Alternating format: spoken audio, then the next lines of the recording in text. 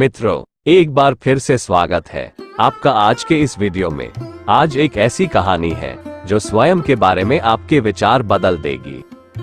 मित्रों, एक शहर में बहुत ही ज्ञानी प्रतापी साधु महाराज आए हुए थे। बहुत से दीन दुखी और परेशान लोग उनके पास उनकी कृपा दृष्टि पाने हेतु आने लगे। ऐसा ही एक दीन दुखी गरीब आदमी उनके पास आया और साधु महाराज से बोला, महाराज मैं बहुत ही गरीब हूँ, मेरे ऊपर कर्जा भी है, मैं बहुत ही परेशान हूँ, मुझ पर कुछ उपकार करें। साधु महाराज ने उसको एक चमकीला नीले रंग का पत्थर दिया और कहा कि ये कीमती पत्थर है, जाओ जितनी कीमत लगवा सको लगवा लो। वो आदमी वहां से चला गया और उसे बेचने के इरादे से अपने जान पहचान वाले एक फल विक्रेता के पास गया और उस पत्थर को दिखाकर उसकी कीमत पूछी। फल विक्रेता बोला, मुझे लगता है ये नीला शीशा है, महात्मा ने तुम्हें ऐसे ही दे दिया होगा, लेकिन ये सुंदर और चमकदार दिखता है।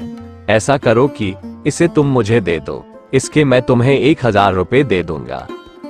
वो आदमी निराश होकर अपने एक अन्य जान पहचान वाले के पास गया जो कि एक बर्तनों का व्यापारी था। उसने उस व्यापारी को भी वो पत्थर दिखाया और उसे बेचने के लिए उसकी कीमत पूछी। बर्तनों का व्यापारी बोला, ये पत्थर कोई विशेष रत्न है, मैं इसके तुम्हें 10,000 रुपए दे सकता हूँ। वो आदमी सोचने लगा कि इसकी कीमत और भी अधिक होगी और यह सोच वो वहां से चला आया। उस आदमी ने इस पत्थर को अब एक सुनार को दिखाया। सुनार ने उस पत्थर को ध्यान से देखा और बोला कि ये काफी कीमती है, इसके मैं तुम्हें 1,00,000 रुपए दे दूंगा। वो आदमी अब समझ गया था कि ये बहुत अमूल्य है। उसने सोचा क्यों न मैं इसे हीरे के व्यापारी को दिखाऊं। ये सोच वो शहर के सबसे बड़े हीरे के व्यापारी के पास गया। उस हीरे के व्यापारी ने जब वो पत्थर देखा तो देखता रह गया। चौंकने वाले भाव उसके चेहरे पर दिखने लगे। उसने उस पत्थर को माथे से लगाया और पूछा, तुम ये कहाँ से लाए हो? ये तो अमूल्य है, यदि मैं अपनी पूरी संपत्ति बेच दूं तो भी इसकी कीमत नहीं चुका सकता।